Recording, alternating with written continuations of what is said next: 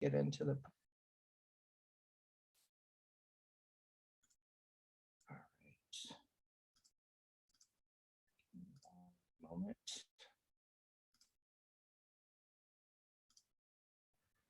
Okay, so everyone can see my screen? Looks good. All right, thank you so much. Okay, so here is a quick intro. These are the objectives. I'm going to pause here so that way you guys can read those.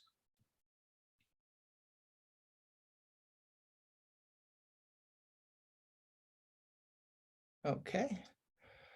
All right, so first off, I do want to do a quick overview of a strategic plan.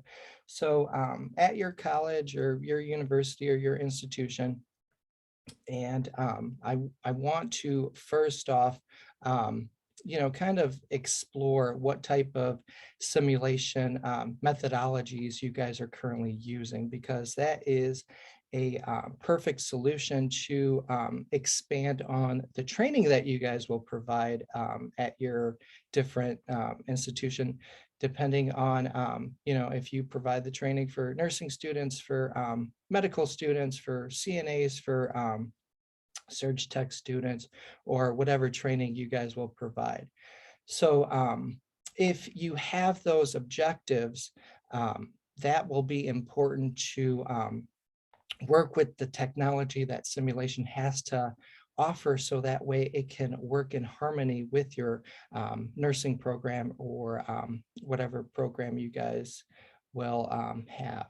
So first off, you will have to start with an assessment and analysis based on what type of needs you guys will have at your institution, so that way you can identify a gap. So as educators, we always like to send out surveys. So here at WCC, we decided to send a survey to our faculty and our students to see what type of need we need to improve with our training. Secondly, you will have to, as the educator at your institution, identify the reasons why you will need to use simulation.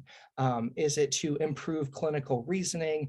Is it to have better prepared nursing graduates, improve patient outcomes, and or improve NCLEX scores, which all nursing programs face? So the most important thing to do is identify that gap. Secondly is you will have to have the staff to carry out these simulation training needs. So you will have to make sure that your faculty at your institution are willing to work with new technology and is dedicated to simulation. So by either establishing a simulation committee or task force, which will have this team focus on daily simulation program operations, so that way you can meet the student outcomes. So this team will be dedicated to training, the maintenance of these simulators or Manikins, to keep certain records and warranty information, and to stay up to date. So that's why I said earlier that you definitely need a dedicated team. So the other thing is budget, and that is huge. And I'm going to, share some resources and tools where you might not have a huge budget and you can still have a great sim program for your nursing students or students in general. So some questions that you can ask, right, are what can your institution afford? How are you tracking your return on your investment that you currently have? So if you have simulators, if you have sim rooms that you are currently using, how are you tracking your return on this investment? And then again, do you have an annual budget for a simulation or a one-time budget for purchase? So that is important as well. So in order to do this if you follow the Enaxle simulation operations, you can implement certain criteria to meet the standard. So they do have 6 criteria that fall under this simulation operation. So the first one is what we already spoke about, is implement a strategic plan, right? The second one is to provide personnel with appropriate expertise to support your simulation-based education program. And then third is to use a system to manage the space, equipment, and the personnel resources as well. The fourth one is to maintain and manage the financial resources to support stability, sustainability, and growth of your simulation program, the goals and outcomes that you have. The fifth one is to use a formal process for effective systems integration. And sixth is to create policies and procedures to support and sustain your simulation-based education program.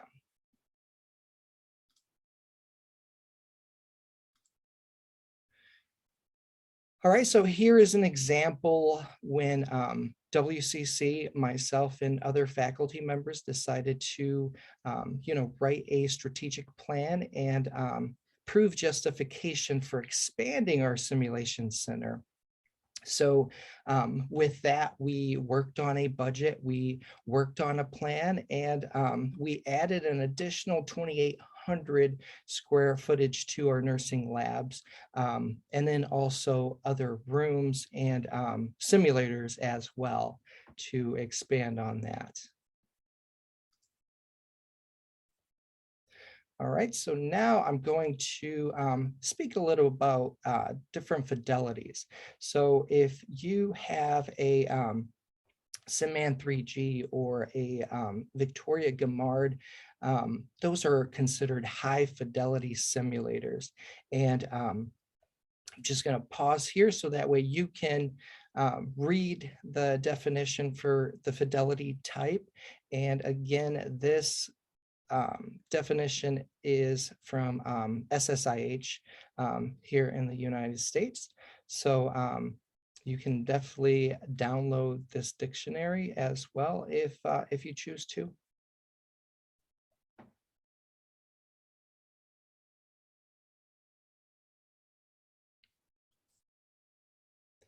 All right, so here is an example of a high fidelity operating room. So here at our institution, we do have an operating room as well. And the simulation that is taking place here is a C-section.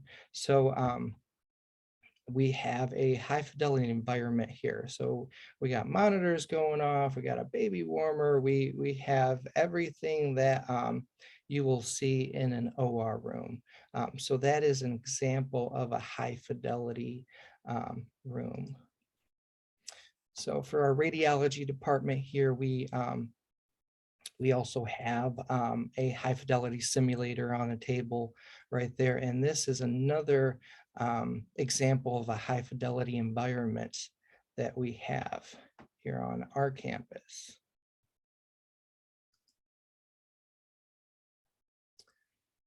All right, so these are different simulators that you can purchase.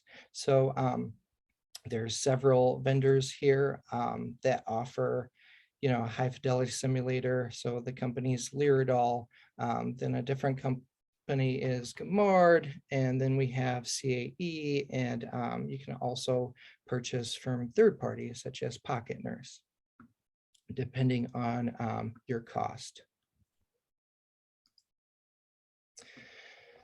All right, so here is an example of Lyridol Simman 3G. And this is the high fidelity hospital room that we have on campus. And you can see that Simman 3G is there. So it is really important that your faculty or your sim tech knows how to operate the interface that comes with these high fidelity simulators. So for instance, this one here, I just did a screenshot of of this company's interface here. So as you can see, you can control the vital signs, you can control whatever the simulation entails for SimMan 3G to portray. And he has lots and lots of specifications. So I do want to share the website as well. So you guys will have access to this PowerPoint, and you can definitely click on the links. That way you can, further explore if this is what you choose to have for your Sim Center.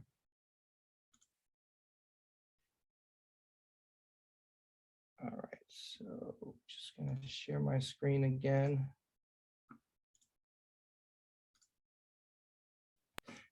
All right, so this is the Leerdal website, and as you can see, you have every little detail about SimMan 3G.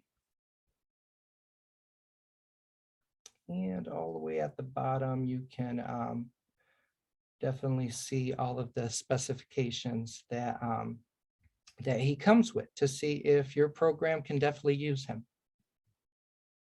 or this simulator. Okay, and just to save time, I'm going to share the next website, which is Gamard. So we currently have a Victoria birthing simulator as well. So again, depending on your program needs and the fidelity type that you guys will choose to use and have budget for. But again, here are all the specifications. And here is the websites for CAE Healthcare.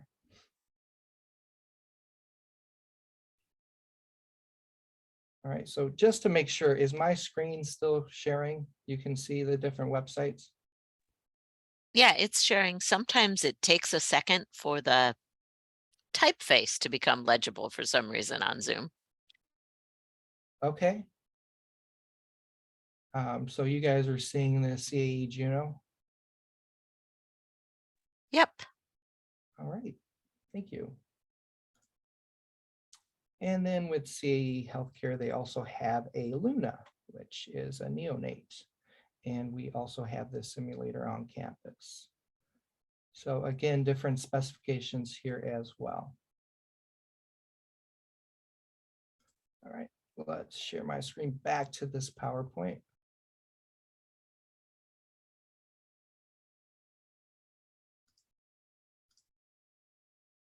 All right, just to make sure you guys can see Leerdal SimMan 3G again.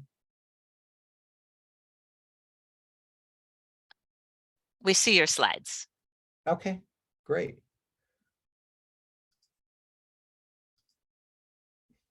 All right, so again with Gamard Victoria, this is one of our high fidelity simulation hospital rooms as well with the baby warmer. So again, your simulation educator or your tech that will be controlling and carrying out these sims will again have to be familiar with the interface and the technology that is involved with the simulator. All right, so we're going to go to the next slide here. So CAE Healthcare, they have a variety of simulators as well. So in this first image, you have MediMan. Oh, not sure why I went back, but you have MediMan here. And as you can see, you can do different moulage. So he currently sustained a trauma electrical burn. So if you have staff that are willing to spend time with moulage, so that way they can give that realism to the simulation as well to improve student outcomes and those objectives, that would be phenomenal. And in the middle, you have a CAE Juno. So this one is more of a mid-fidelity type. And with Juno, you are able to insert an NG tube, IVs, catheters. So all of the nursing skills that your program will have to accomplish a Juno will suffice for that. And then this last one here is Luna, which is a neonate. So with our infant simulator here, we have a a baby warmer and also everything that is needed to care for this infant as well. And this is the software that will come with CAE. So again, every vendor has different software. So again, if you decide to purchase, all three simulators from all of the different vendors, your faculty or your tech will have to be very familiar with the interface and all the technology that come along with these simulators. All right, and now we're going to very basic. So let's say that your program does not have a budget for $100,000 simulator. You can definitely see if you can purchase this standard Manikin, and I can share the website for that one.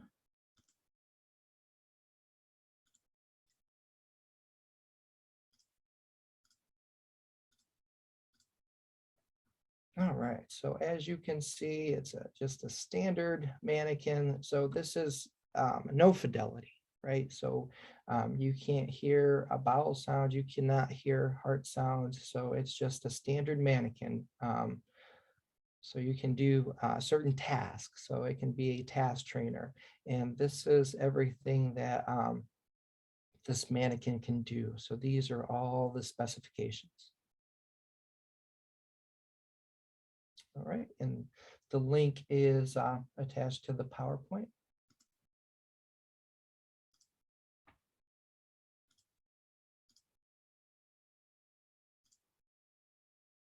All right, and we do have different Manikins here as well. So the Nursing Annies, which are slightly overpriced when comparing the standard Manikins, but they can be considered a low fidelity because you can take a blood pressure on them, and they can have certain sounds as well incorporated with a microphone. And then you can just have regular task trainers depending on what skill or training you will decide to implement for your program.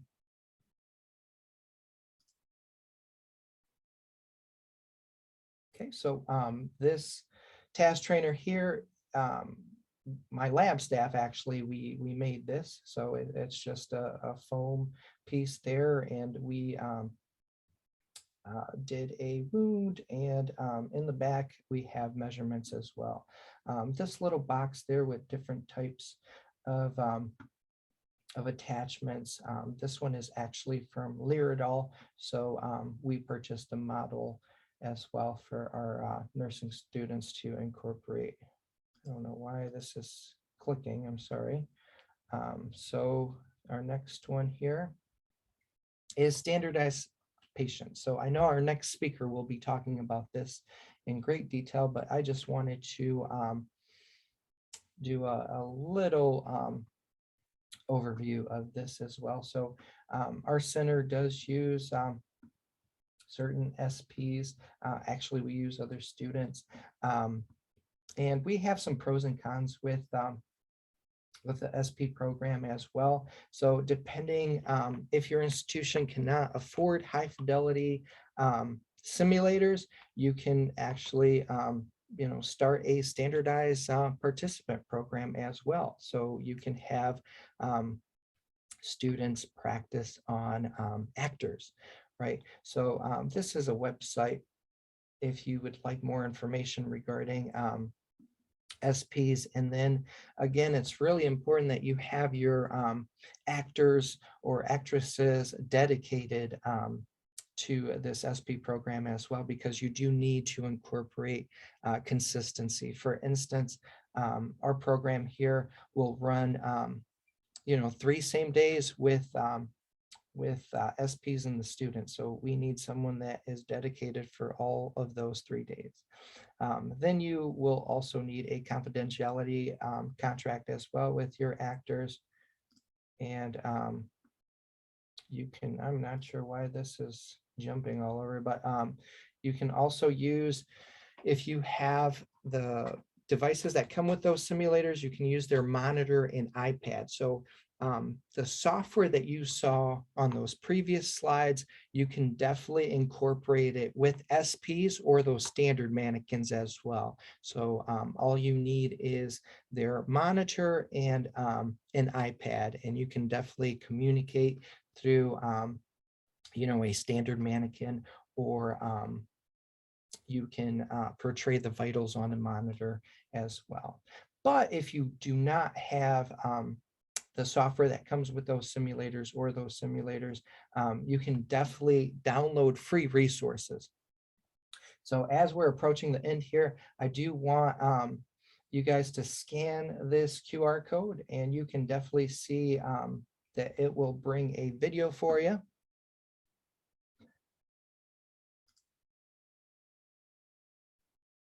And then I can definitely show you how to start this process.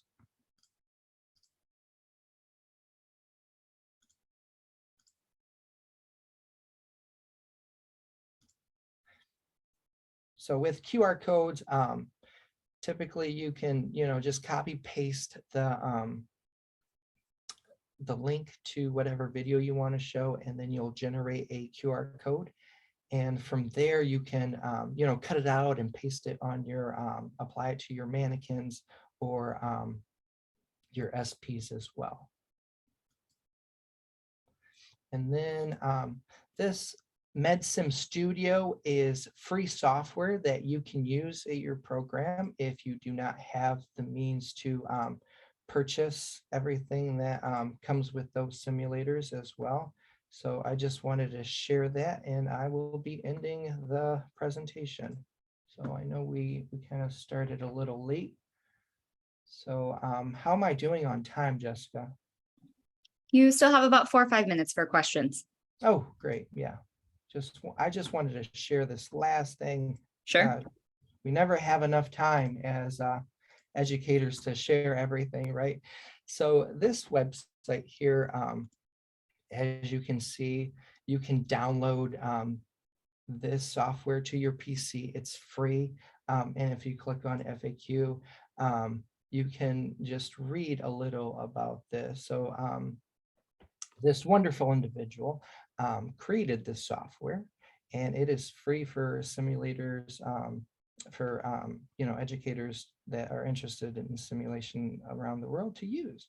And this is everything that it has. So again, it will mimic exactly what Lyridol and Gamard and all of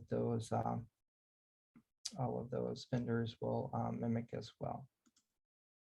All right, let me just share my slide here, and we will be concluding. Okay.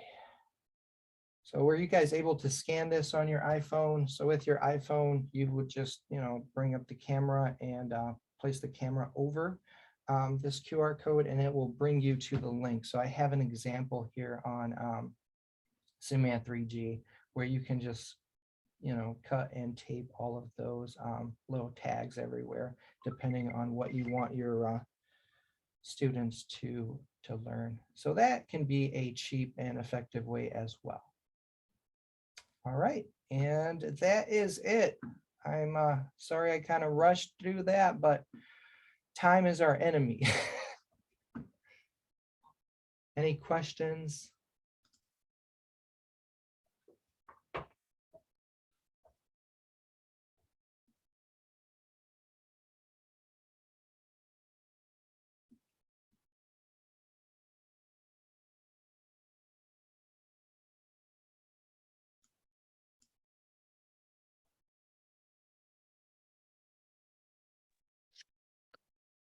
Do you have a favorite from the MedSim studio, if people were exploring it and wanted to check one out, what's one that you think is particularly well done on there?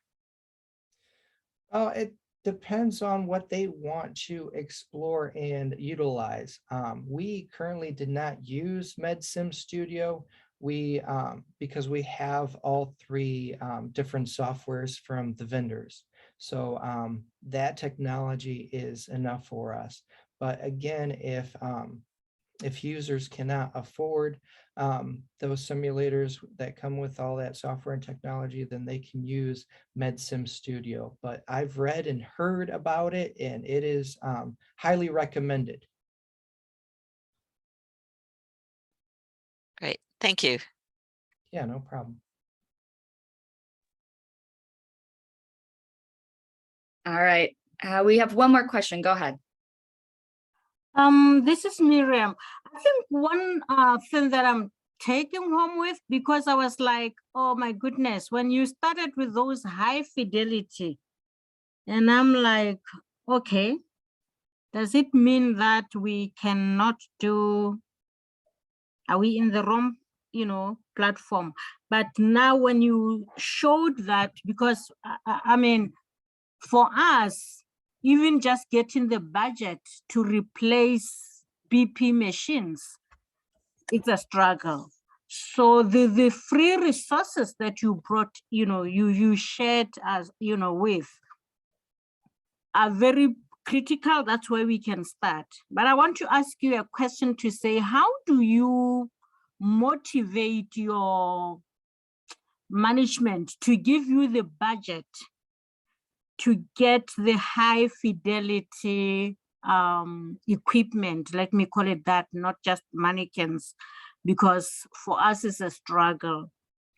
Yeah. So very good question. So typically, what we do is we have a clinical partnership. So with the nearby hospitals and nursing homes.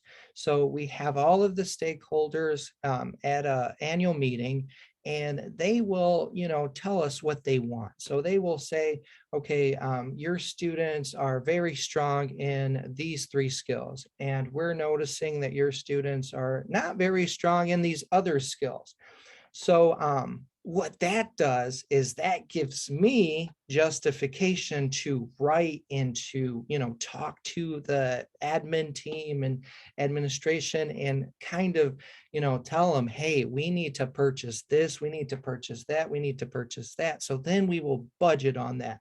But it will highly vary on what type of information you need from the hospitals and training institutions, right? Because we all want to improve patient safety and patient care.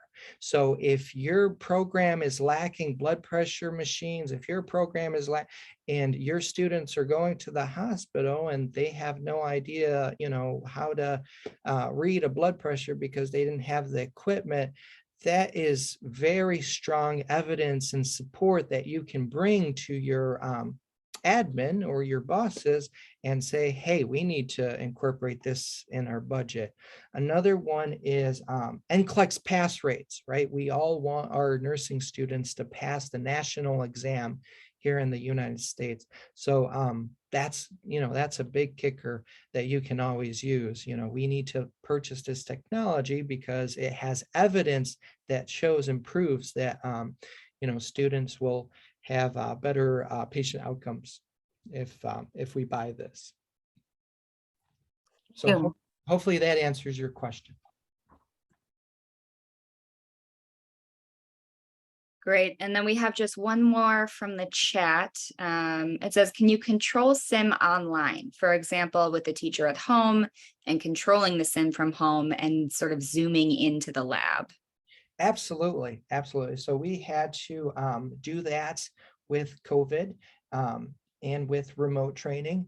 So if you do have Zoom software, you can definitely, we had these sim monitors where we can share our screen just like I'm sharing the screen with you, and it's live feedback. And then we would have cameras in the sim room or wherever you want to conduct your training, that will be enabled through Wi-Fi or the internet to share that.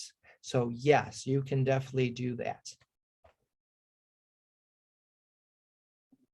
Great, thank you. And there is one more sort of general question in the chat. It says, in Thailand, we don't have standards or a policy to use simulation the same as the United States to teach nursing students like an Axel. So what are the criteria for selecting simulation standards of best practice? I would say to that question, you can use the Anaxel standards. So we don't pick and choose from the Anaxel standards, we use them all. And they may need to be tailored to your environment or to your culture, but they are certainly a great basis to work from. You don't need to reinvent the wheel, so to speak. Yes, great point, Jessica. And Axel is meant to be used internationally. So you can definitely use an Axel for your program. Okay. Thank you so much. As you say, time is our enemy, so we do have to move on to our last speaker of the day. Thank you for that presentation. And our last speaker is going to be Emily Erlich. If you'd like to go ahead and show us your face while I give you a quick introduction here. Hello. So Emily is a 2021 graduate of our University of Michigan School of Music. So she is from the School of Music, Theater, and Dance, where she received a Bachelor of Theater Arts with a concentration in stage management. Since graduation, she has been working as the standardized patient coordinator for the University of Michigan School of Nursing, while also freelancing as a stage manager. So in her work, Emily focuses on the use of communication as a tool to help with logistical organization and personnel management. And I think this is a great example of not being afraid to go outside of health sciences or outside of nursing to get some help with your simulation work. So we're very happy to have you with us today.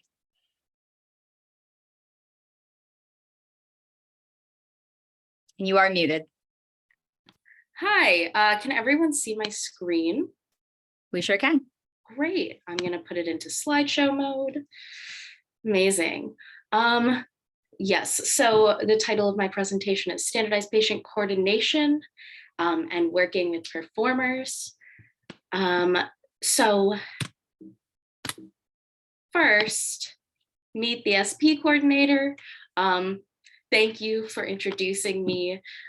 So I graduated about a year ago from the University of Michigan School of Music, Theater, and Dance. And now I do a variety of different things. One of my big things I do is acting as the standardized patient coordinator for the School of Nursing. And something I want to mention really fast is that this presentation might be a little bit different than some of the ones you've already seen and some of the ones you might be seeing later. So I just really encourage you to come along for the ride with that and join me on this journey. So before I talk about being a standardized patient coordinator, I want to talk about the job that I went to school for, which is stage management, specifically stage management for theater. So stage managers run the rehearsal room for theatrical productions and work really closely with directors. These are listed right here are some of the many tasks that we do. So that includes creating calendars or schedules, working as a team with other stage managers, taking blocking, which is basically notating any movement that happens on stage with any of the performers, organizing and managing props, facilitating communication between all departments, sending a daily schedule to performers and a daily report to technician. So that kind of also encompasses that communication between all departments, facilitating and managing all technical rehearsals and calling the show, which means cueing lights and sound, or if you're the assistant stage manager, running the backstage.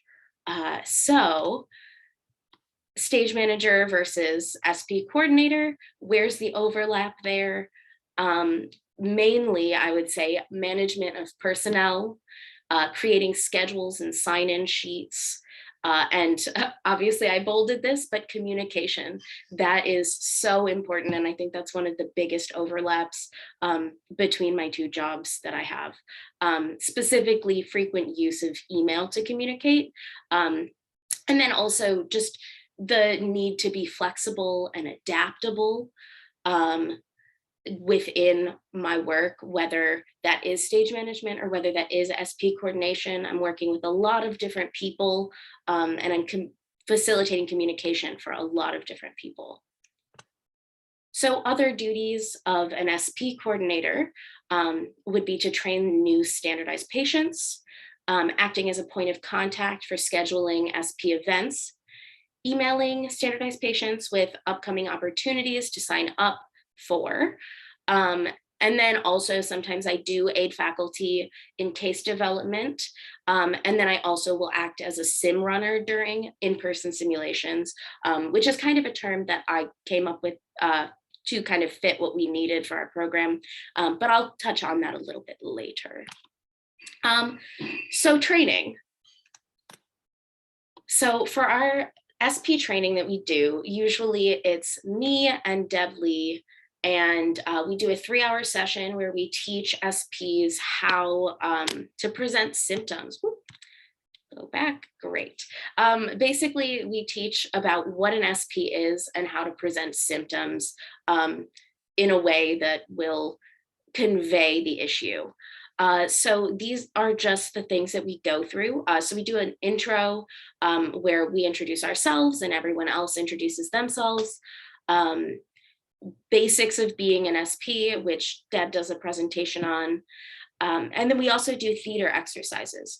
So, and I also have the breakdown of about how many minutes we spend doing each thing. But for theater exercises, I really like to make sure that I spread that throughout the session.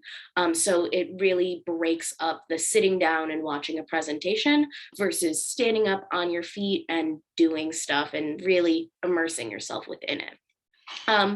So I also do a presentation on character development and helping student nurses. We talk a little bit about feedback and what that looks like. And then, of course, we do a tour of our clinical learning center, just so everyone gets to see the technology that we do have and the spaces that we will be working in. And then we allow the SPs to look over a couple cases and really read them and, you know, see what they are going to learn from that. And then sometimes we give them an opportunity to practice maybe with another trainee or maybe in front of us, what it would be like to practice being an SP. So theater exercises. These are just a couple basic theater exercises that we do during these sessions. So one of them is a really common theater game called Zip, Zap, Zop. Very alliterative. So the idea of the game is that you make this hand motion. And if I were to say zip to someone, that person would say zap to another person. And then that person would say zop to another person. And so basically we just stand in a circle and then we go around the circle like that. And it's really helpful for making eye contact, focusing on, like really focusing in on everything that's happening around you. And again, being flexible and adaptable to the changing circumstances around you. And then as people get familiar with it, we usually speed it up and it gets a little chaotic and fun. But really the emphasis is on making eye contact because if you just send it to someone, then maybe 2 people are going to think that that's to them. We also do a game that I call One Word Story. Basically, you go around the room and everybody says one word to make a story. So a lot of the time you start it with like one person saying once and another person saying upon and another person saying a time. And that really helps with the, again, flexibility, adaptability, specifically focus on what people before you are saying and how that might impact what your next word is, and diction. And then sometimes you can make it a little bit more fun and say, okay, you get 3 words. And oftentimes that is a little bit harder because when it's just 1 word, you can kind of just throw anything out. But 3, you really have to limit that for yourself. And then the last exercise that I want to talk about is, I'm calling it neutral walk and layering. It's basically you walk around the room, and we're going to actually play this game, I guess. It's more of an exercise, and it's really helpful for noticing how physical movement, emotions, and symptoms can physically manifest. So if you'll buy into this with me, let's play. So I'm going to kind of walk you through this. I would really encourage, if you have the space, for you to stand up. And I've modified this a little bit for a Zoom version of this exercise, but I really encourage you to stand up in whatever space you have and just a neutral pace, like a relatively slow pace, just start walking around the space that you're in. If you can keep some sight on the computer, that's probably going to be preferable, but you don't have to be looking at it all the time. So yeah, stand on up and just walk around a little bit. We're talking about the neutral walk and layering. So walk around that space that you're in and see what it's like to walk around in your own body. So now I'm going to tell you about the idea of neutral dramatic position. So basically, your feet are shoulder width apart, your knees and shoulders are relaxed, your hands by your side, your face is relaxed, you're not really talking. So why don't you do that? Try and walk in that neutral position and feel how that feels different in your body than what you were doing before when you were just walking around the way that you walk around. Great, so now we're going to talk about the concept of leading. So leading is kind of where you propel yourself forward from. So what I would encourage you to do is we're going to practice leading from our chest. So what is that like when you lead from your chest and when you're walking around? And that is what propels you forward, as opposed to walking in neutral position or anything else. Try that out. Most people have a body part that they lead from. So let's go back to neutral. And now go back to what it's like to walk as yourself. And try to figure out and pinpoint maybe where you lead from. Because everyone tends to have 1 or 2 places that they kind of lead from when they're walking and how that affects their gait. And just kind of figure out where you lead from. All right, go back to neutral. And now, what does it feel like to lead from your head? So if your head is what's propelling you forward, what is that like? And now go back to neutral. And now try to see what it's like to lead from your pelvis. How does that change the way that you walk and how your body is moving? All right, now go back to neutral. We're going to play with some other things that we can layer onto this. So for example, emotions. So now that you're in neutral, how would this be impacted if you were feeling sad? How would you walk differently if you were feeling sad? And now, how would that change if I just amped up the sadness? You're like doubly more sad. You're 2 times more sad. All right, now go back to neutral. How would you walk if you were excited? If you were like really excited, how would that change the way that you walk? All right, one more time, go back to neutral. Now, what if you were frustrated? How would you walk differently if you were frustrated? Now, what if you were 2 times more frustrated? Great. Let's go back to neutral.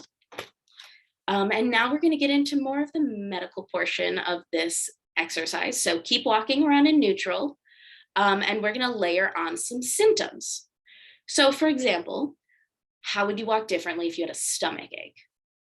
So like that would impact your body drastically, maybe not as drastically if you don't have as bad of a stomach ache. But what if you had a stomach ache that was like 2 times as worse, 3 times as worse? How does that affect the way that you walk? Now back to neutral. What if you had a headache? How would that impact you if you had a headache? What if the headache got a little bit worse? How does that amplify those movements? All right, back to neutral. We'll do one more. How would you walk differently if you had joint pain? Like full body joint pain?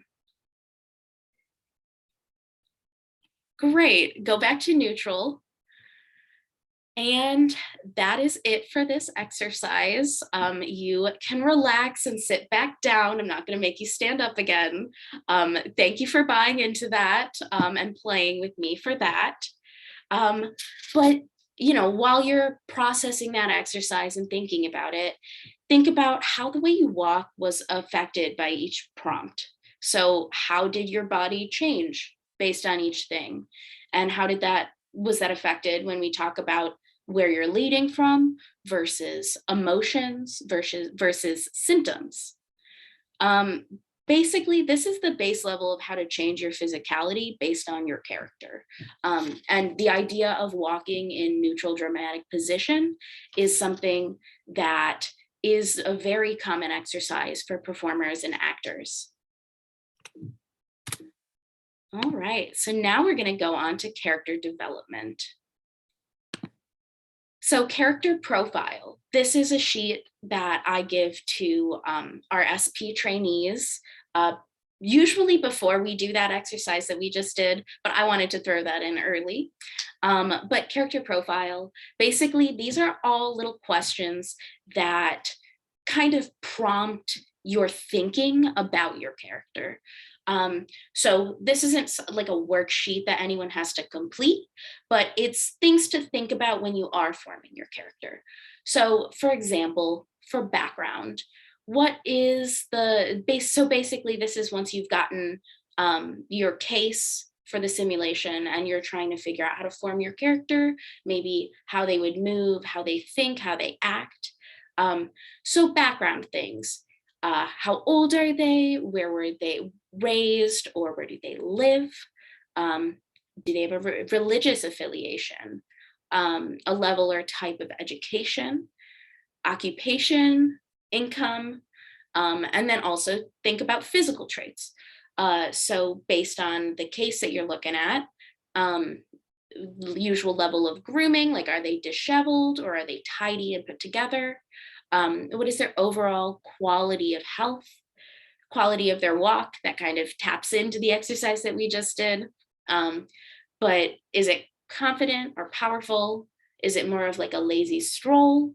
And, you know, to take that one step further, how does where they maybe lead from affect that? Or the emotions that they're feeling right now, how does that change their walk?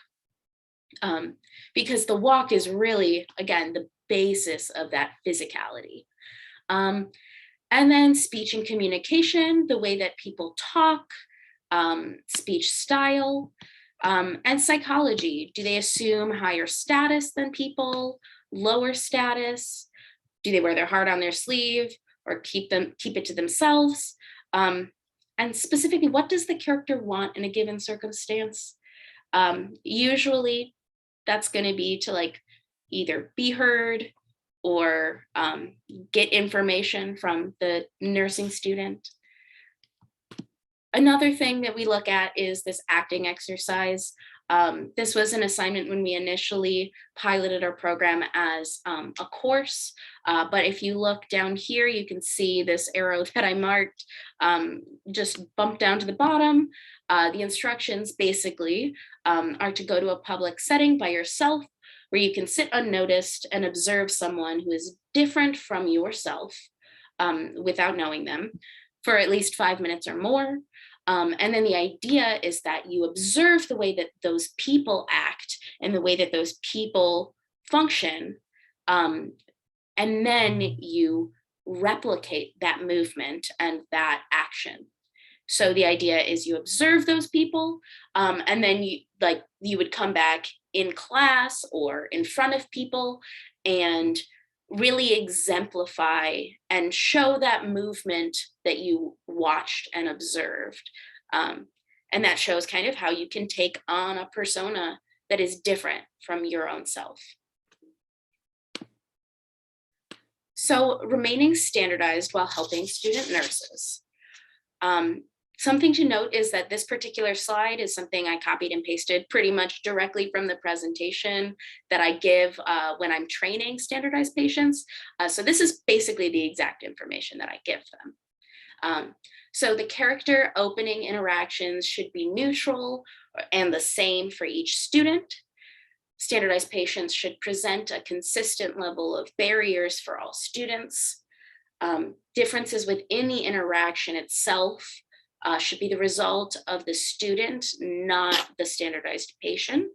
Like if one nursing student does one thing and another nursing student does another thing, you kind of want to react as the patient the way that a person would to whatever that way that the other person is reacting towards you. Another thing to note is the idea of standardized patients and patients being two different things. So the standardized patient is the person who plays the patient. They play the role of the patient. So the standardized patient has seen the entire case and knows what's going on in the situation. But the patient is looking for guidance and needs that information from the nursing student. So if the student is close to touching on a piece of information, something that's important, as the standardized patient, maybe see if you can drop a hint about it without fully revealing the information that you know the student needs to pick up on. And then it's just always important for standardized patients to be thinking one step ahead. Sometimes you might need to steer student nurses in the right direction without fully revealing the questions they need to ask you. So case development. Categorizing information. So again, this is another slide that I pulled directly from the presentation that I give to trainees. So these are just a bunch of headings that you'll see on our case, our cases, like our case information. So patient demographics, that's going to be like name, date of birth, age, occupation, marital status, insurance. Then there's presentation. So like what kinds of clothes is the patient going to be wearing? Like, do they seem in distress or disheveled in any way? And then opening statement. Basically, that's going to be the first thing that you present to the student you're working with. That's the first thing that the patient will say to the student nurse. So for example, if it's like a high blood pressure case, maybe it's a question of, oh, I'm here to get my blood pressure rechecked. I was told it was high, but I just wanted to get it checked again. So then there's other things that are a little bit more self-explanatory, like social history, things that maybe really impact the person in their life that might be relevant to this visit, psychiatric history, family history, pretty much like that's the family medical history, medications, health history review of systems. So these are some things to really consider for SP communication. You want to expand acronyms. So instead of just writing the acronym that like you as someone in the medical field would understand, like NKDA, no known drug allergies, definitely expand that and explain what that means. Because if people are not familiar with medical terminology, they're not necessarily going to be able to pick up on that and know that. And it's not always the most sustainable to be looking up everything on your own as a standardized patient. You also want to make sure that general cases can be portrayed by both male and female SPs. And that can mean that you just include 2 different names and sets of pronouns on your cases. So the case can be the same, but maybe it can be a male SP or a female SP. So it can be Donald or it can be Donna. And then you can add specifications for certain pieces of information that are specifically for male SPs or for female SPs, just to really well round that. And then consider providing the standardized patients with the goal for the nursing students. Usually if the standardized patients understand and know the desired outcome for students, they can often lay out the information more clearly or naturally. And then it also allows them to do a little bit of added research if they want to. Other tips, read your case from the perspective of someone who has very little medical knowledge, and then ask yourself, is this enough information to understand what they need to portray for this case? Also for cases dealing with specific types of physical pain, ask yourself, how would someone with this ailment act? And are these details regarding how to portray the symptoms listed in the case? So facilitating simulations with standardized patients, scheduling and logistics. So this is just a blank version of a schedule that we actually are using for an upcoming sim. So important things to highlight is we always plan to have standardized patients arrive at least 15 to 30 minutes before the first group starts. So as you'll see on this calendar, group number 1 starts at 8:30. So we have the SPs arrive at 8 so they can get ready. And then remember to include at least 5 minutes in between groups of students. A lot of people don't think about that, but you really need that wiggle room time to get people back and get people ready. So there's a 5-minute gap between the time that group 1 ends and the time that group 2 starts. So pretty much the process of how we run sims, the students are brought to the CLC lobby or the starting room. And then the sim runner, which when I'm running sims in person, that's usually the job that I assume. That's kind of a term that I came up with myself, basically, because it's kind of facilitating all of the different pieces of the simulation. So the sim runner will bring the students back around 5 minutes before the simulation starts. And then explain the verbal instructions. So this includes things like how much time do the students have for this? Is reading the student instructions included in part of this time? And is there a physical exam portion? And then I'll usually give a knock on the door when there's 5 minutes remaining, and I'll usually say 5 minutes remaining. And then I'll knock again at time's up, and I'll say time's up. And then the students are able to either do their documentation on site or online via Canvas, depending on what the faculty wants. And then just a tad bit about SP recruitment before I end this presentation. How to find more SPs.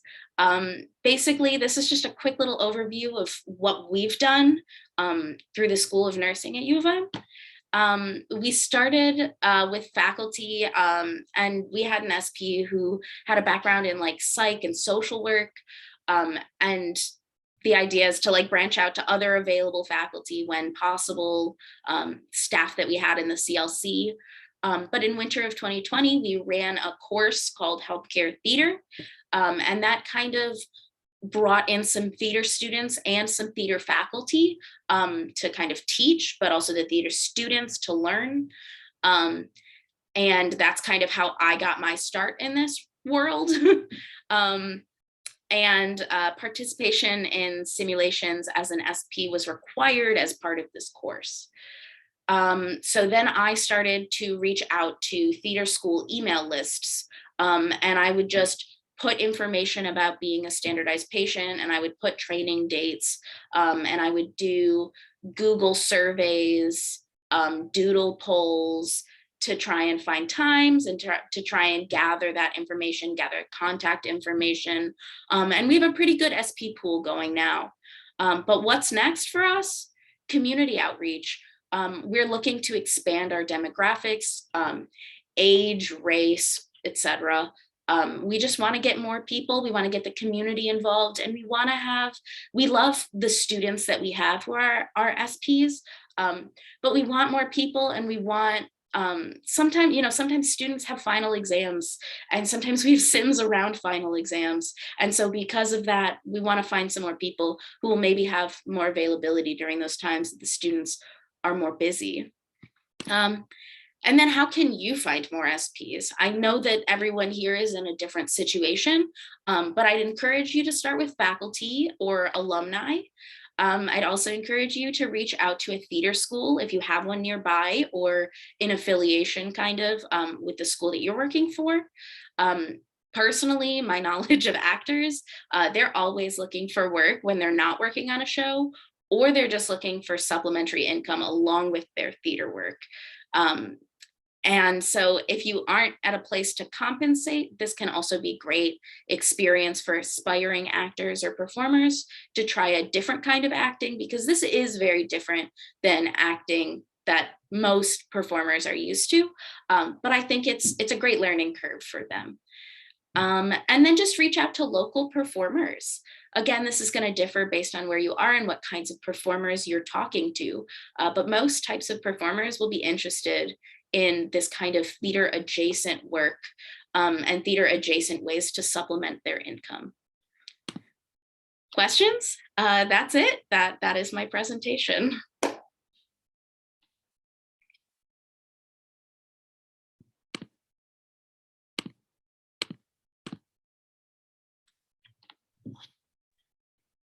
Nice job, Emily. We appreciate your expertise in theater, and you do a great job for us at the School of Nursing. Thank you, Deb. So I have a question. Since some health sciences schools or nursing schools may be pretty embedded just in a health sciences campus, how has it gone when you've worked with medical or nursing students in terms of trying to train them to act for these scenarios? Yeah, we've had some people who have been like nursing students, I believe, and it's always been very interesting to see how they kind of internalize the acting portion. Just because sometimes they get really caught up on like what the students should be doing. And we have to really remind them, like, you don't need to tell them what they should be doing. You're just kind of being the SP, you're just being the standardized patient. We haven't had that many people who have actually been in the nursing school who have also wanted to be a standardized patient. That also may be like a tricky thing for us to navigate if that does start happening more, simply just because I don't want to accidentally reveal confidential case information to people who may be seeing that in the future. But we have a lot of people who are either theater students or are just regular like LSA, literature, science, art students who are just really interested in both like medical stuff and acting, which is very cool. We have a very wide variety of people.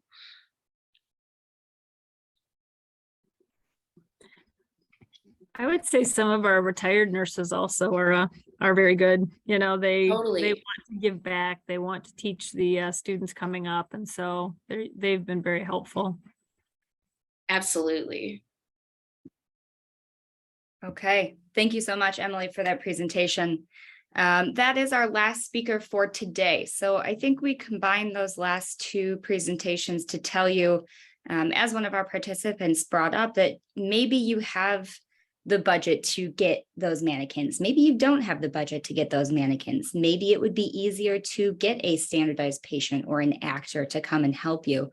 But the point is, there are a lot of ways to go about simulation. There isn't one correct way. You don't need to have this high fidelity mannequin. You don't need to have a standardized patient. They're all tools that we can use to help us in our simulation journeys. So I think that's a pretty good lesson to end on, and we're not too far behind time. So I'm pretty happy with that. We will stay on for a couple of minutes just to answer any more questions you guys might have, but otherwise, thank you for your participation today, and we will see you at the same time tomorrow.